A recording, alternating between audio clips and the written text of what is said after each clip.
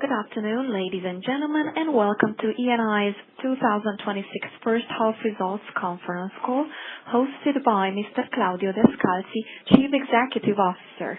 For the duration of the call, you will be in listen-only mode.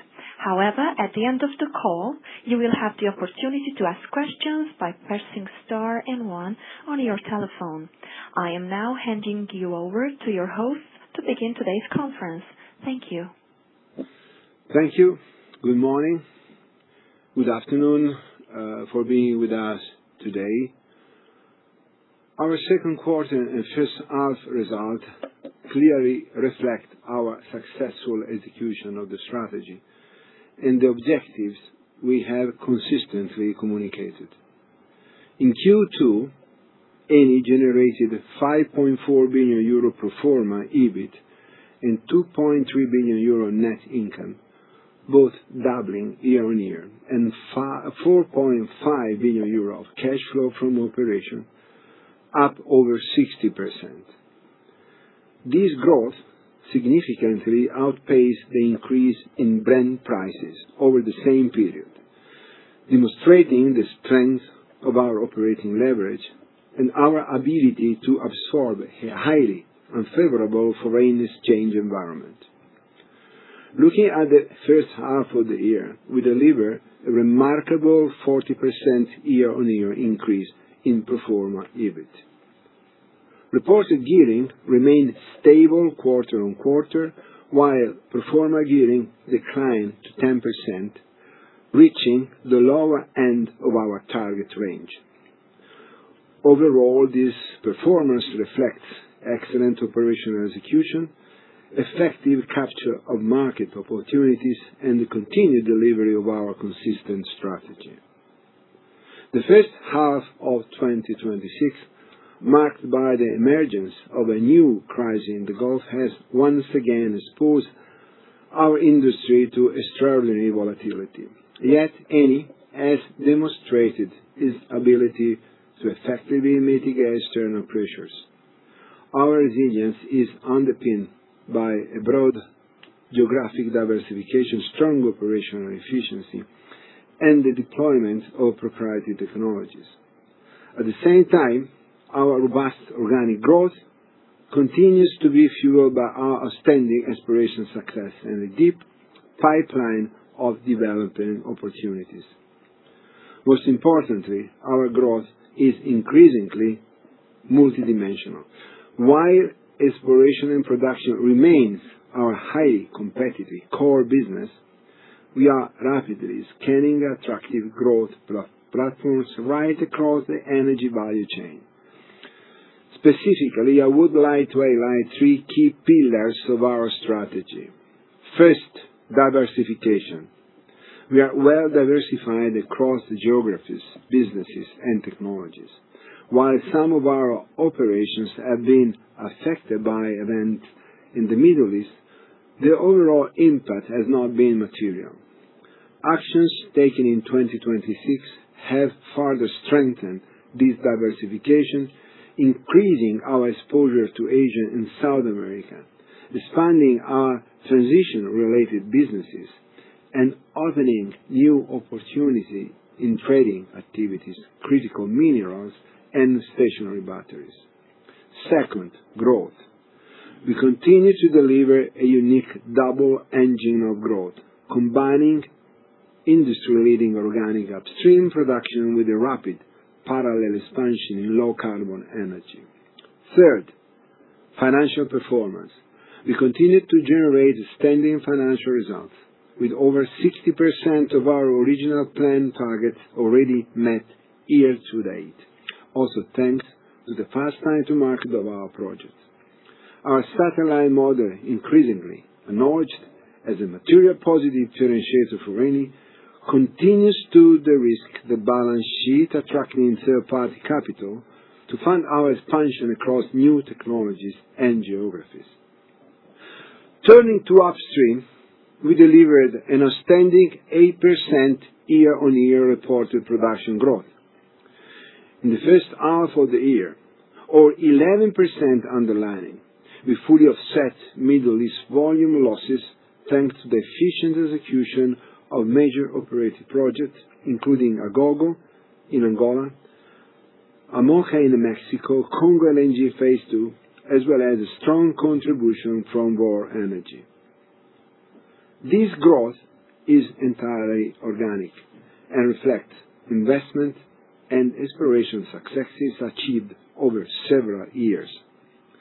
As discussed during Q1, our unique 2026 exploration performance has added over 1 billion barrels of new resources, supported by credible development pathways. This success is driven by key discoveries, including Algaita-01 in Angola, Muren South-1 in Côte d'Ivoire, 2 offshore gas discoveries near Bahr es-Salam in Libya, the Deniz discovery offshore Egypt, and the giant Geliga-1 gas condensate discovery in Indonesia. We have further refreshed our future pipeline with new acreage position in Uruguay, Timor-Leste, and the Gambia. Furthermore, to secure our medium-term production capacity during the planned period, we have sanctioned 3 major projects: Baleine Phase 3 in Côte d'Ivoire, Genk North in Indonesia, and Kronos in Cyprus. Beyond these projects, we are reshaping our global footprint through the build-up of 2 diversified regional clusters. In Asia, the Sierra business combination, completed in June, created our largest satellite platform to date and established a leading player in the Pacific region. Initial production exceeded expectations, surpassing 300,000 barrels per day and backed by a 3 billion barrel reserves upside. It has a clear path to approach 800,000 barrels per day by 2030. In the Americas, we continue to advance significant opportunities in Argentina and Venezuela, which, together with our existing position in Mexico and the United States, represent an increasingly important component of our upstream portfolio. In detail, in Venezuela, we are finalizing a negotiation for new contracts for Junín 5 and Coro Coro. Simultaneously, we have finalized the gas export agreement for the giant Perla field. Collectively, our footprint in Venezuela unlocks an outstanding gross potential of more than 5.5 billion barrels of recoverable resources. Meanwhile, in Argentina, our newly consolidated asset of an exceptional 25 TCF of gas, equivalent to 4.3 billion barrels of recoverable resources, plus an additional 500 million barrels of condensate, bringing total gross recoverable resources in the country to 4.8 billion barrels. The new material initiatives in Argentina, Venezuela, East Asia, together with our African portfolio, provide absolute confidence in our long-term trajectory.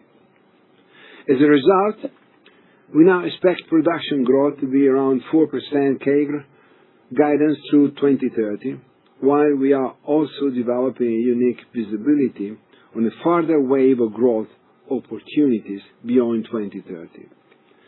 Importantly, through portfolio high grading and strategic moves like our recently announced Mercuria joint venture, this volume growth will translate directly into cash flow, underpinning our primary target: growing our upstream free cash flow per barrel by more than 50% by 2030. Our Q2 results demonstrate Eni's ability both to capture favorable market conditions and to enhance underlying profitability. E&P delivered outstanding production growth and successfully captured the benefits of the market environment, with particular strong contributions from Norway and Congo.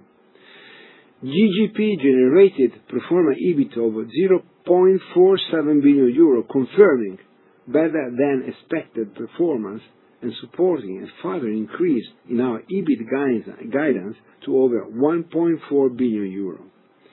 We also see additional upside potential in the second half, supported by current pricing conditions and inventory replenishment dynamics. Plenitude and Enilive together generated 607 million euro pro forma EBITDA in the quarter and 1.13 billion euro in the first half, supporting an increase in full-year guidance to 2.6 billion euro compared with the original 2.4 billion euro. Within transformation businesses, refinery utilization recovered following the major turnaround activities completed during the first half. Versalis also continued to reduce losses in line with the improvement plan, also supported by better market conditions. Contribution from associates benefited from supportive macroeconomic conditions and the consolidation of Sierra from June onward. The first half tax rate of approximately 39% was below our full-year guidance, reflecting the impact of high-grading upstream production, the accounting impact of satellite, the transition toward a more sustainability, diversified overall income mix, and the benefit of our restructuring and performance improvement initiatives. Cash flow from operation remains strong, supported by dividend contribution from associates and continued working capital improvement. Operational working capital generated a positive contribution in the quarter. And we continue to expect an overall reduction throughout 2026. Capital expenditure amounted to 1.8 billion euro in Q2, and we continue to expect approximately 7 billion euro gross capex for the full year, while we also reduced the net figure to below 5 billion euro. We paid the fourth and final quarter dividend related to 2025 and repurchased 600 million euro of shares. Since 2021, outstanding shares have been reduced by around 18%. In light of the raised guidance for CFFO to 15 billion euro, we now expect to repurchase 3.4 billion euro of shares in the 2026 program, representing a combined yield to our investor of around 10%.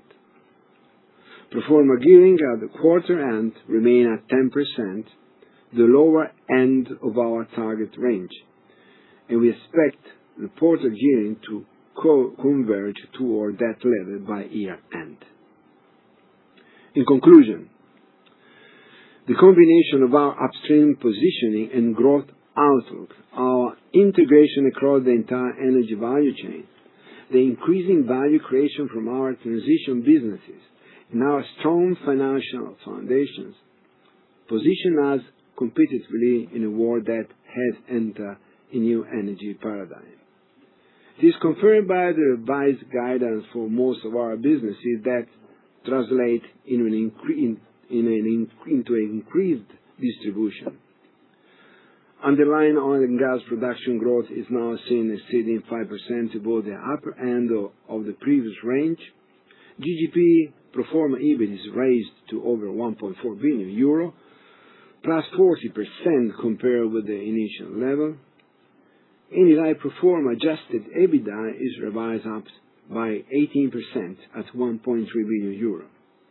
And at a revised scenario of 85% dollar per barrel Brent, adjusted CFFO is expected at 15 billion euro, determining a higher buyback of 3.4 billion euro. The new buyback represents 127% increase over the initial guidance of 1.5 billion euro at the budgeted cash flow. The potential special dividend related to oil price above $90 per barrel or gas price and CERN margin more than 50% of the original budget assumptions will be determined in the last quarter. In this environment, Eni is in one of the strongest positions in its history. That concludes my remarks, and together with my colleagues from Eni management team, I'm ready to take your questions. Thank you. Thank you. This is the conference operator. Please press star and 1 for your questions and star 2 to remove yourself from the question queue. I now leave the floor to Mr. John Rigby for the Q&A session. Thank you, and thank you everybody for attending. We're going to go through this in polling order again to ask you to keep your questions to 2, if that's okay, and we'll aim to finish the call around the top of the hour. We'll start with Alejandro Vigil at Santander. Alex? Yes, thank you for taking my questions. The first question is about the guidance about the production. Definitely this year looks very strong also with the Seara consolidation. If you can give us some numbers about the outlook of 2030 of production, just to have some indication of the range of potential volumes that year. And the second question is about the European natural gas market. You mentioned that in the guidance for global gas and LNG, you are not including any upside from the current situation. If you can elaborate about how you see the second half of the year. Thank you. Thank you. For production outlook, I think Guido will take over for the question, and where is that? Okay. Is there Christian is there for give you an update on the gas in the second half, as you asked. Yeah.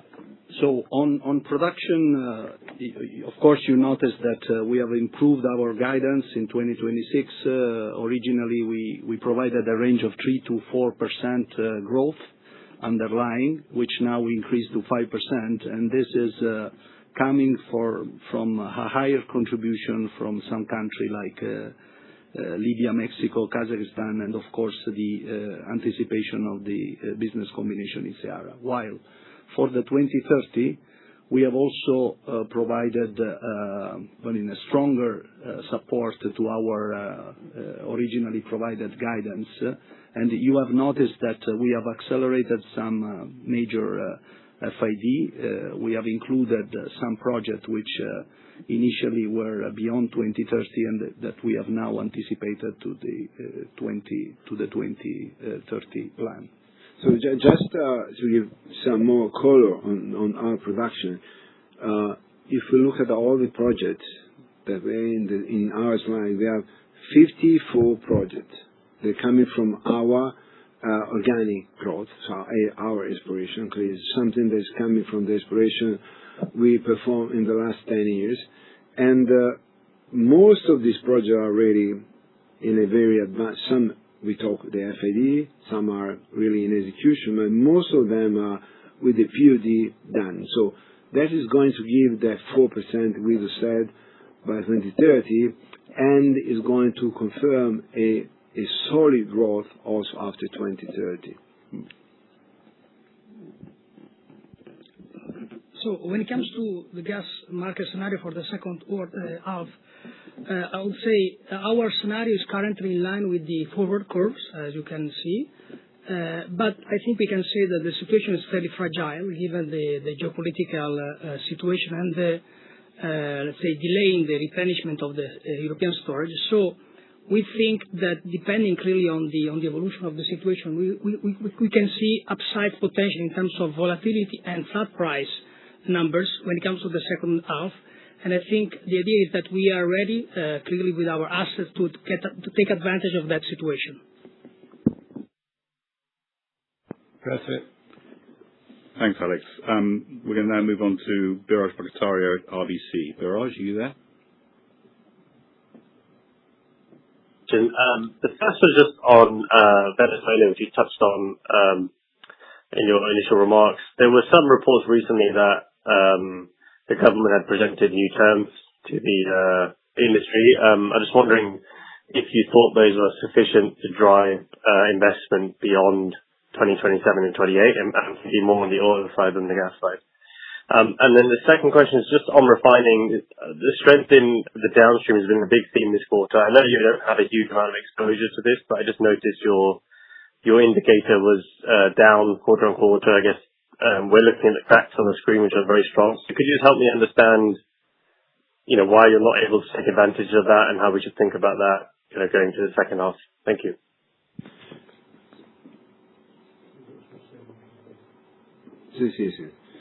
So Venezuela, now if maybe Guido can complement what I'm going to say. Venezuela, we are in negotiation. I think very, very open, clear, and transparent, very good negotiation. We are discussing very well with the minister, with PDVSA, clearly also with our American partners, and we have a big potential, as we said. We have one of the best blocks in 5. We have a Coro, we have Perla, for which we already signed a contract. That has been very, very, very quick. In a couple of months ago, we signed a contract for export. That is very good because it's going to complement our domestic production, and that give even more breadth and more space for future investment. As you know, we already developed most of the infrastructure for the second phase, so we can really go fast for the second phase and then put in place a floating LNG for export. So up to now, Venezuela is responding very well. Clearly, we are going to negotiate a contract that allows us to make investments. We have to remember the history of this country. It's not that we forgot what we had in the past. So we are prudent, but I think that what happened until now is encouraging us to go ahead with our Venezuelan partner, with PDVSA and the minister. Just to talk about SERM, I like that maybe Francesco say something about SERM, and then if there is anything to add for Venezuela or in general for downstream, also Pino can add something, and Stefano Ballista if there is something for the biofuel refineries. Yes, about our benchmark refining margin. Clearly, this benchmark is, a nominal value that is representing a status that is a normalized status of the market. So it takes account of the crudes that are generally imported in our refineries, taking account of the freight costs that are normally assumed for this transportation and for these logistic events. The situation that we faced since March are completely, out of norm. So the SERM that you can read on a just generic way is not the actual margin that we are able to capture, because there are some factors of discount, mainly higher freight cost, higher logistic cost, differential of crudes that are not matching the original crudes that were included in formula, different hills. And also there is some hedging, factors that weighted because we covered a small portion of the throughput during the quarters because we take advantage of the scenario. Clearly, the spike that occurred in the last month is material that has limited this opportunity. In general, you have to consider that what you read as an average on a nominal SERM to be converted in our actual figure will be with a discount of $2-3 per barrel.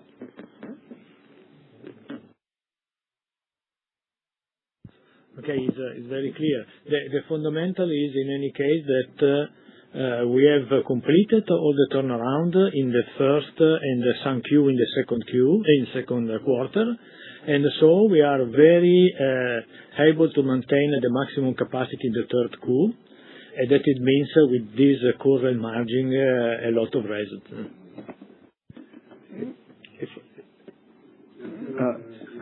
Guido. If I may, I'd like to complement with some operational information on the gas business, Venezuela, of course. On the gas business, as you know, in March we have signed a sustainability agreement on Cardon 4. And PDVSA is honoring this agreement, so it's providing cargo to pay the current gas invoices. On the other hand, we are preparing a plan of development for Perla to export gas, and the filing of this POD is imminent. On the oil business, as Claudio said, we are at the very final stage of the negotiation, and we have also prepared ourselves, and we are ready to mobilize as soon as we sign this contract, rigs to exploit the resources there and make use of the spare capacity that the facilities in Venezuela have to increase production, of course. Thank you. Thanks, Biraj. We're now going to move to Josh Stone at UBS. Josh. Yeah, thanks, John, and good afternoon. Two questions, please. Firstly, on CapEx. Thanks for the project list on slide 6. It's useful.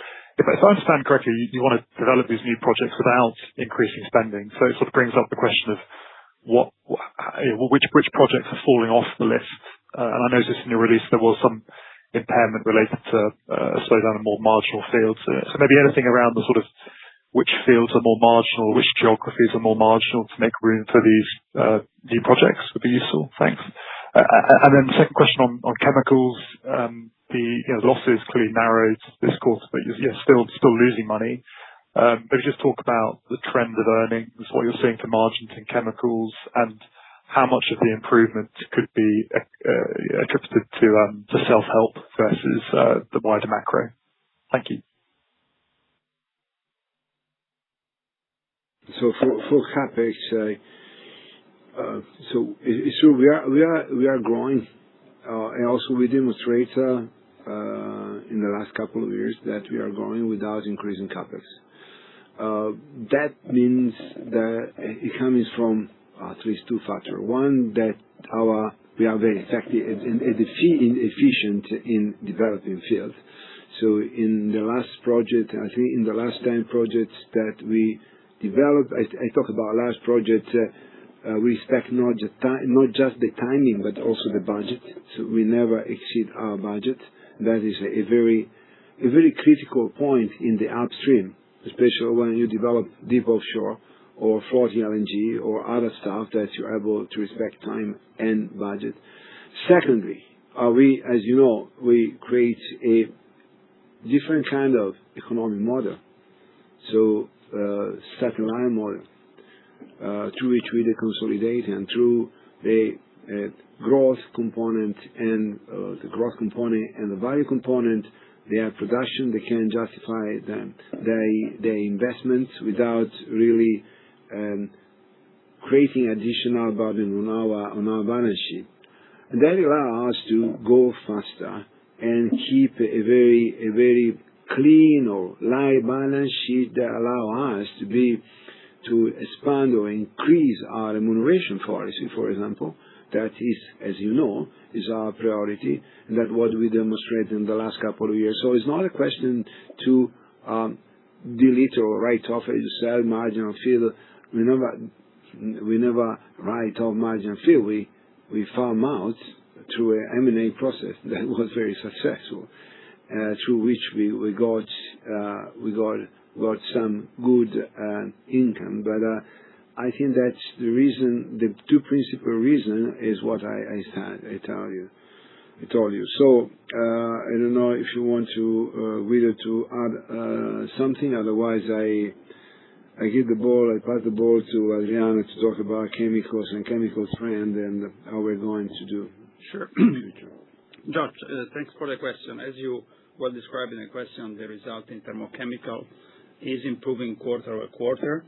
In the second quarter compared to the same quarter of last year, we have seen a major improvement in the range of 3 digits, above 3 digits. We need to make a distinction between what is transformation and what is a scenario. That also, as you ask. In terms of transformation, we are performing in line with what we say to the market. That we expect that on a yearly basis, we have in the ballpark of 250 million. And if you see right now the trajectory of result of the transformation, we are a little above 10% above this target of 250. Right now, we estimate more in the range of 280, 300 million. Part is also scenario. We have seen an improvement in the scenario in the second half. You need to consider the net impact of the scenario, because you know that we are energy intensive or feedstock intensive. So of course, whatever we have seen in terms of increase of feedstock energy, of course is higher cost for us, but we have seen also a shortage in the market, not an increase of demand. This is something that we should ground as a scenario. There is no increase of demand, but there is a shortage of product because for 6-8 weeks, due to the Hormuz closure, we have not seen import from Middle East. But after 8 weeks, we have seen an increase of import of US. So whatever probably was not coming from Middle East has been replaced. So we are now back to the starting point. But for sure, in the second quarter, we have seen an improvement of the scenario. To the last part of your question, how much is this trajectory going forward? Is based on what we declare to the market. We expect to continue to improve performance due to transformation of the improvement on a yearly basis for coming years is a 50% transformation, 50% is new platforms, more or less. Great. Thank you, Adriano. Thanks, Josh. We're now going to move to Alessandro Pozzi at Mediobanca. Alessandro? Yep. Thank you for the questions. The first one for Claudio, and going back to production, of course, you have a lot of production coming to 2030, but if you add all the other opportunities that you have in Cyprus, additional upside in Indonesia, Argentina, and Venezuela, it looks like the potential for underlying growth is very large, even beyond 2030. And of course, there's always a need for disposal, but putting disposals aside, what could be the potential underlying growth of the portfolio that you have today looking into, let's say, middle of next decade? And the second one, kind of follow on disposals. Can you give us an update on the disposal that you expect in the upstream, maybe Indonesia as well? There's a bit more to be sold there, and also on the scope of the agreement with Ares in the upstream. Thank you. Thank you for your question. Clearly, next year we are going to have an update, but what we said now, and I just said, is that the expectation up to 2030 is 4% growth. After 2030, maybe it can be better than that. For sure, I don't think that there is another company that has more than 54 projects for startup, ready, organic, with very low cost. So we're going to see. Clearly, we have to understand, what is the situation. It's very difficult to talk about the end of the year with this kind of volatility, with all is happening, and it's hard to talk about 2027. Also, if we are really solid and we don't scare anything. But clearly, if we have to talk in 5, 6, 7 years, what is going to happen? I think that we are in a situation and where the world needs more energy. That is clear. There is a energy race among the big champions, the big countries, for different reasons. Demography, clear, but also we talk about hyperscale data center, AI, and the growth rate as the industry and a lot of countries are demonstrating. So we need energy, and now we understood that we need oil and gas. That is clear, and we are really well placed to give an answer to this call, this big call about oil and gas. I don't think that we've never been so strong. And inside the industry, in terms of number of projects and geographies, because when I talk about 54 new projects, we are talking about at least 13 or 14 different countries. So diversification is a key word, diversification. That means that we don't have all the eggs in the same basket. And each country is very rich in terms of future growth. So I can tell you we are in a good position. We are in a good position in a world that needs is really they need energy. They are hungry for energy, starving for energy, and Eni is really in a very strong position, never been so strong. Disposal, I think that I give the floor to Francesco to talk about the status of our disposal. Clearly, the plan for this year is almost completed. As you mentioned, we are in advanced stage for the last step, that is the Indonesia 10%, that has already entered the last stage. We have completed a number of deals and that are pending the closing. We have done the Nigeria onshore disposal. We are running the increase of capital plenitude with the consequence in terms of balance sheet. We announced that this deal related to infrastructure. So there are various activities. For the coming years, we will continue to maximize the valorization of our portfolio. Our portfolio is continuing, is a live animal, is a living animal, is added opportunity through exploration, through business development, business combination, and this means that there is opportunity to valorize part of that, to reduce exposure to areas or regions that are no more core, or eventually also to improve the valorization of a transformation business. So I think that we proved that I remember the analysts were considering last year as the top of our disposal plan. I think that also we proved that this year we have new ideas to put on the table. I think this will continue in the coming years, but will be part of the next 4-year plan. And what is the perimeter of the infrastructure deal? The infrastructure deal is a partnership that is working on a generic, is not a specific set of assets. Infrastructure, you know that the upstream business has many kinds of infrastructures. So the idea is not to build or to identify a geography, a field, or something that is well defined, but is a generic description of a broader portfolio and creating a financial synthetic element that simulate the cash flow related to that infrastructure. And this is the way that we, let's say, created that has a potential to extract more value from an infrastructure that has a fixed return, why we would like to invest in high double-digit return on our upstream assets. All right. Thank you very much. Thanks, Alessandro. We're going to move to Ahmed Ben Salim at Oddo. Are you there? Yeah, hi. Thank you for taking my question. Hello. You mentioned the possible extraordinary dividend review in Q3.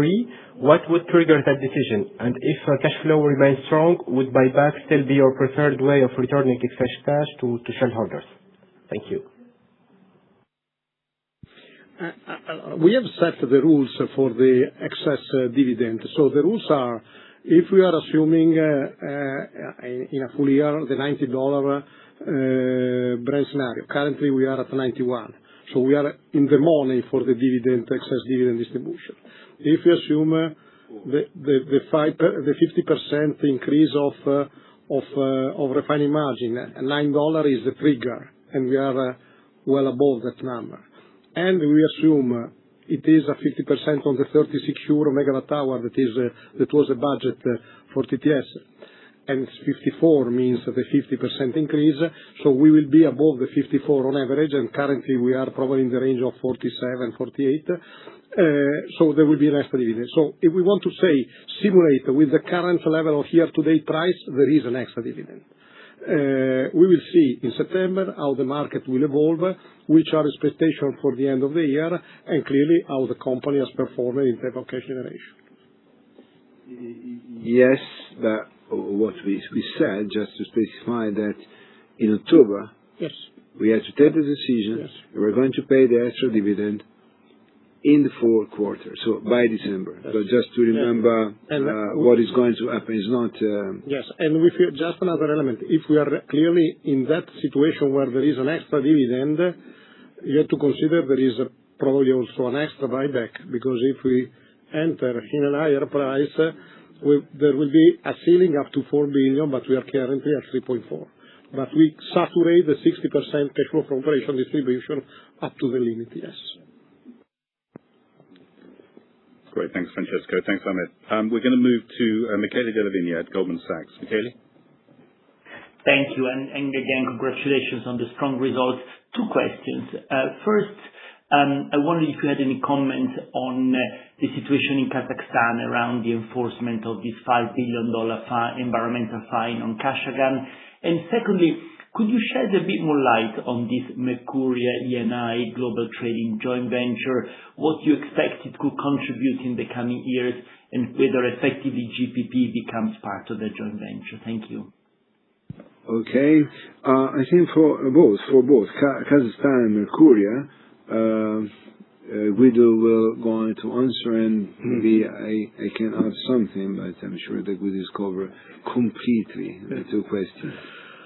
Okay, so let's start on arbitration, on this ongoing arbitration. Of course, first of all, let me clarify that the operator and all the shareholders in support. I mean, the operations have been conducted in compliance with the law of Kazakhstan, and NCOC had all the permits required to do so. That's an important element that we always have to underline.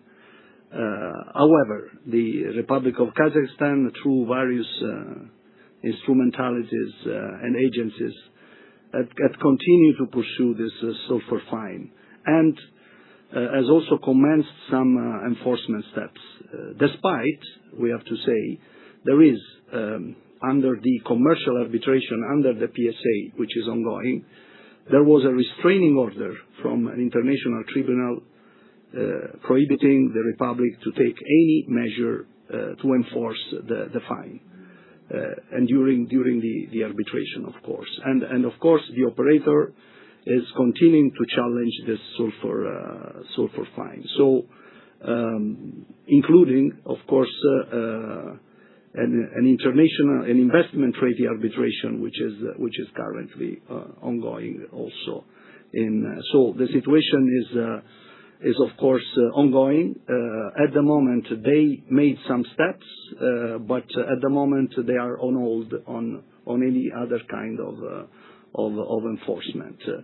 And this is the current situation on Kazakhstan. As far as the trading, clearly this is part of our transformation of the trading business. The trading business initially was more a kind of a business service provider in our corporation. Then we became more a marketplace player, again within the company.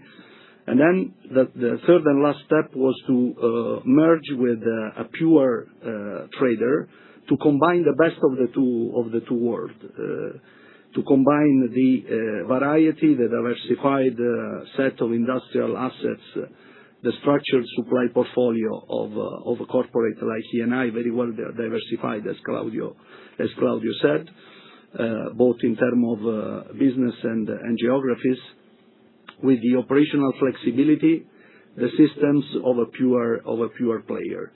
Of course, I mean, it is a 50/50 JV, and we expect in the long term that this JV and the trading activity will help to raise and lift our ROACE by 1 or 2 percentage points. This is, and of course the cash flow per barrel and the overall result of the company. Thank you. Very good. Thanks, Michele. We're going to now move to Fergus Neve at Rothschild and Redburn. Fergus? Brilliant. Thank you very much for taking my questions. 2 questions, please. Just first on Enilive, where the results were particularly strong this quarter, and it was great to see that feed through to the guidance upgrade. Could you just give us some color on the relative split of the results between the marketing business and the biofuels business this quarter? And perhaps also comment on how your biofuel margins have been looking so far in 3Q. And then secondly, just following up from the earlier refining question, so the assumption in the scenario for the SERM has stepped up quite a bit for the second half for the overall number in the full year. I just wondered if you could give us some color on where the new kind of adjusted SERM is sat, or has been tracking so far in July, and perhaps some thoughts on how much of an uplift that might give to the business moving forward in the second half. Thanks. Okay, so the first question for Stefan, and the second one for Pino. Stefan and Pino as well. Yes, no, thank you for the question. The quarter has been very strong, and result has been driven by a step up of the biorefinery performance. In terms of overall result, out of the 375 EBITDA adjusted million euro, as a rough number is around 35-40% contribution from the biorefinery. And this has been driven, yes, by the scenario improvement, significant scenario improvement, but also actually by a very strong performance from the asset. If you look to the available asset, Chalmette and Gela in this quarter, overall utilization rate has been above 90%. And then on top, we put in place several optimization levers in order to extract all the value available. Moving forward, situation it's going to proceed in that direction. Rationale is given by the fact that this market scenario is underpinned by an increased demand. Demand for 2026 is foreseen around 20 million ton versus the 60 million of 2025. And this is due by the rollout of new regulation in Europe. With the Renewable Energy Directive, we got just a few days ago Spain, again confirming target, moving from energy content to GHG reduction and banning double counting. And then on top, in US, where we got in April the confirmation on the new target from the Environmental Protection Agency. And even if we look at the market as a whole, we saw that the flows from US to Europe are pretty much dropping. And this is because the value of both market is quite relevant and strong given what I said. So this is another strong signal moving forward. Okay, about the SERM, what we are seeing now in July is a very, very high level, above $30 per barrel. That should remain very bullish in the next months because the combination of many factors. First of all, the storage is very, very low for all the product. There is a low refining capacity in operation, and we are in the driving season. The crack spread that we are seeing in gasoil, but also in gasoline, are very, very high, and there is also some premium to import product.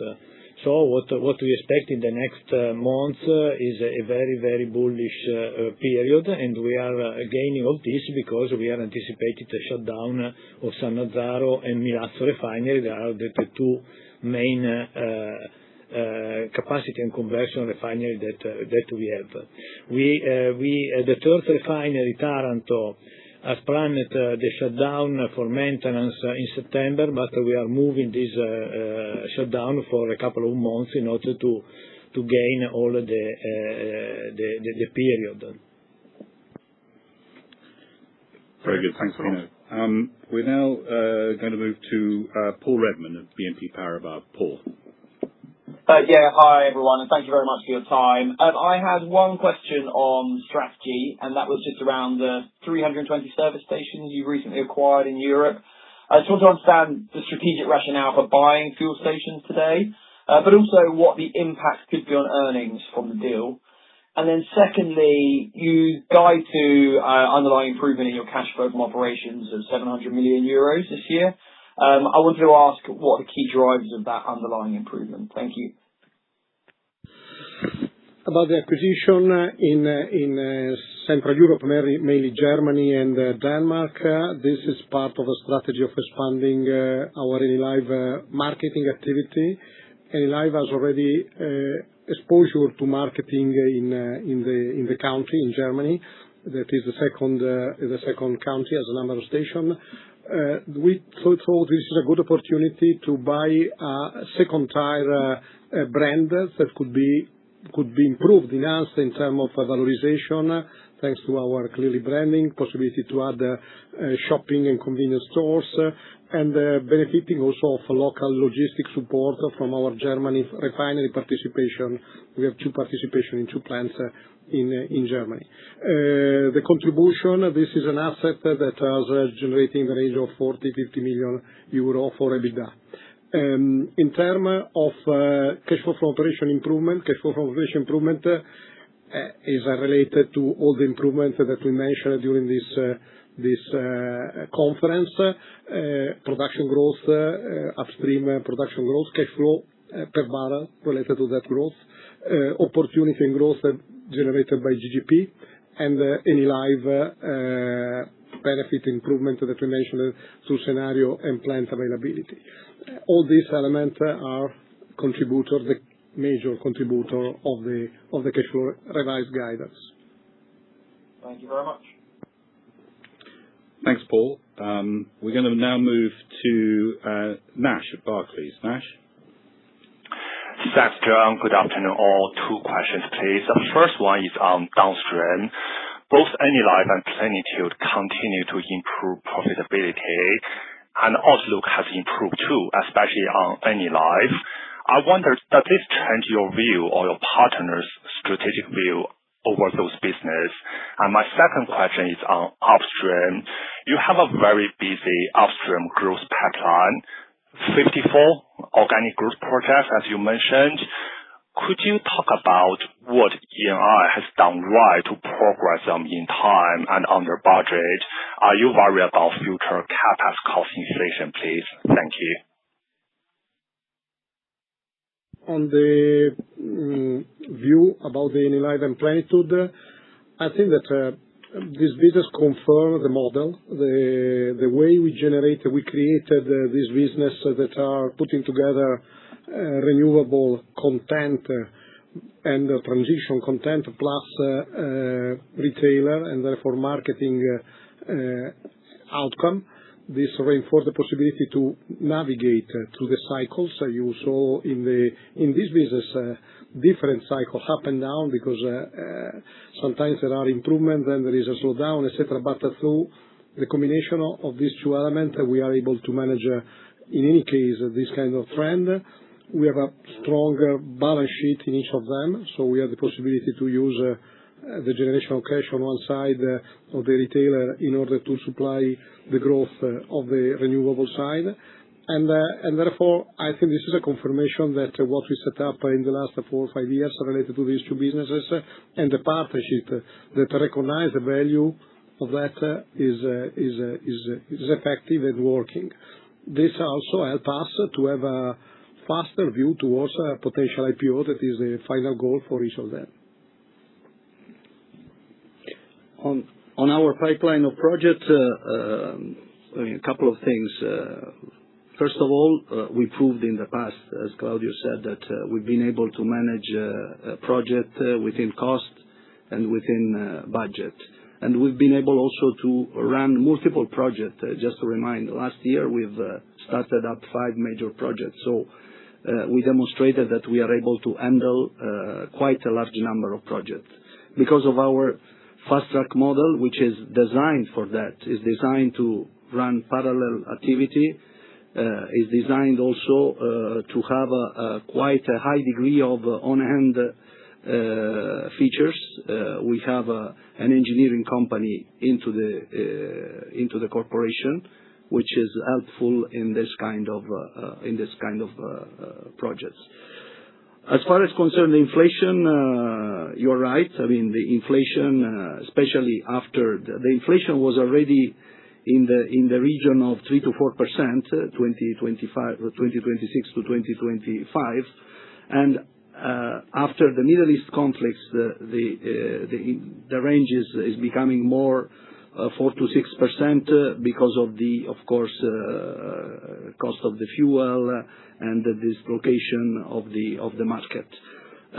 But to ensure cost discipline and schedule reliability across the project, on top of this designed fast-track model, we have also an integrated procurement strategy, which allowed us to expand the supply chain into new frontier market, strengthen strategic partnership through master framework agreement, and also applying some refined tendering approach.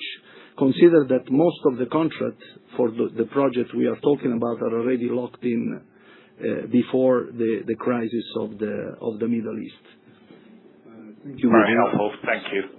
I want to add something about what Will said, because, we are in this situation today because strategically we built the company in that way. When 15 years ago everybody were outsourcing, we insourced. It was against the mainstream, against the trendy situation of 20, 15 years ago. People prefer to reduce risk going through M&A. But we decided to insource. We decided to create an engineering company. We decided to be specialized in the exploration. And then we decided to be specialized in the development, becoming the main contractors, and moving the different package. So when you talk about cost, to be able to contain cost, you must have the skills to control your activities in each single step. If you are not able to control your activity, you can use the best model you want. You are not able to control your cost. If you build your project, you are able. If you build your company with this purpose, you are able to do that. And not only we demonstrated, but it was our strategy. And when we present this kind of strategy more than 15, 16 years ago, people was surprised because we were not following the trend in exploration and everything. But that now, I think that we are in the best position to not just find new exploration resources, but be able to develop, be able to control our costs, be able to give the right guidance to our contractors. Thank you. It's very helpful. Thanks, Claudio. Thanks, Nash. I'm conscious I said we'd close at the top of the hour, but I'm going to take my contingency and go to 3:10. We may not get around to everybody's asking questions, so I apologize for that, and you can follow up later. We're now going to move to Henry Tarr at Berenberg. Henry? Hi there, and thanks for taking my questions. I have two. One is you have several projects obviously underway currently in the UAE and in Qatar. Is there any indication of the impact so far of the Hormuz disruption on these projects? I guess sort of following on from the cost question. And then secondly, the sites in transformation, I guess costs have been running at sort of 50 million a quarter through the first half. Is that a sensible indication for the second half? Thank you. On the first one, the answer is very short. There's no impact on the project. Most of the activity, the manpower and material were already in country, and so it's progressing. And this is both in Qatar and of course in UAE.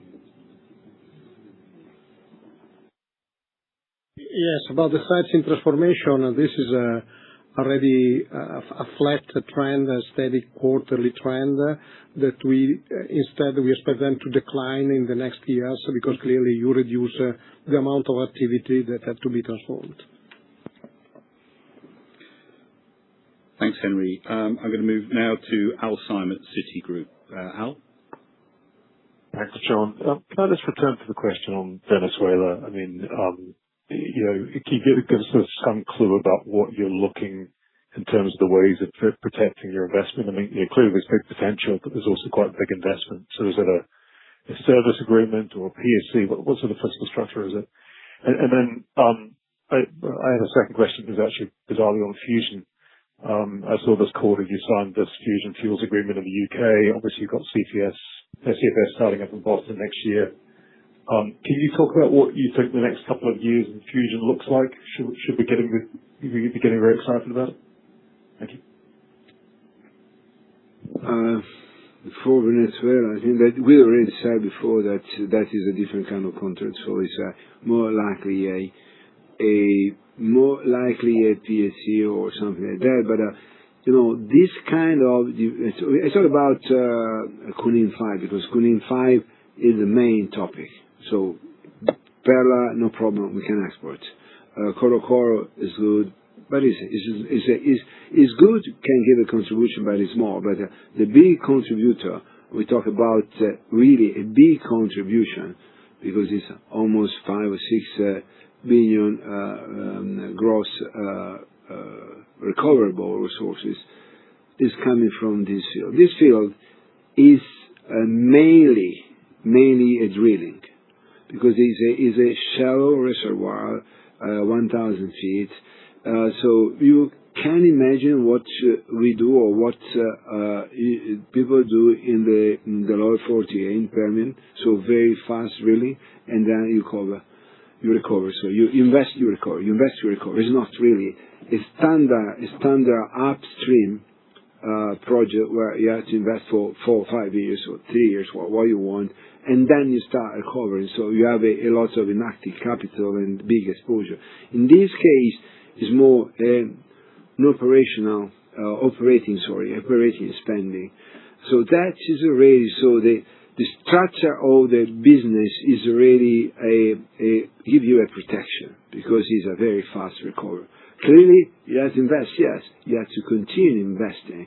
The depletion rate is not the same, or the Permian is much better. I mean, the drainage area is quite good, so they can also, if it's very heavy, they continue to produce also for some time without a big depletion.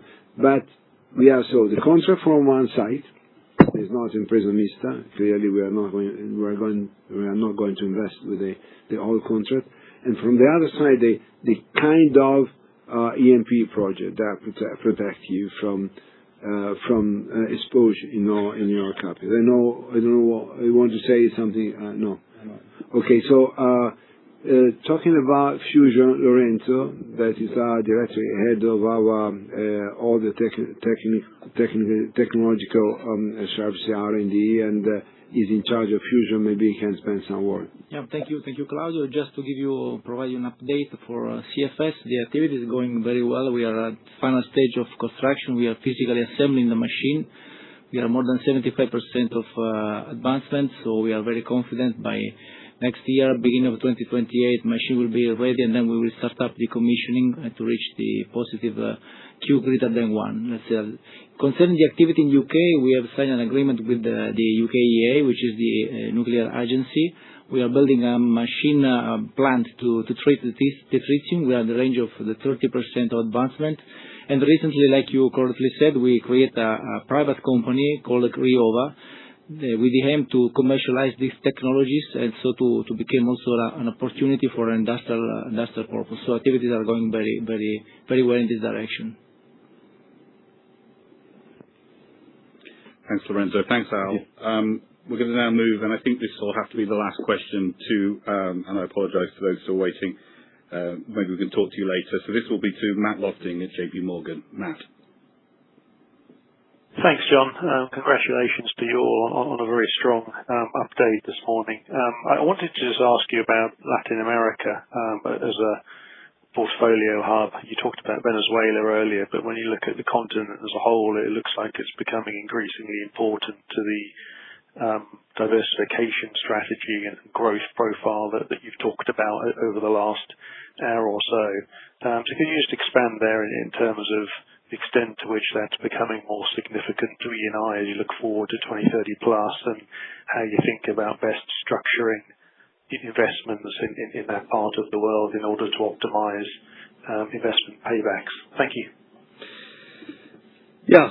As we already said also in the capital market update back in March, if you look at the production distribution at 2030, South America will play a significant role in our share of production, mainly from, of course, Argentina, Venezuela, but also Mexico. In Mexico, we are running at 95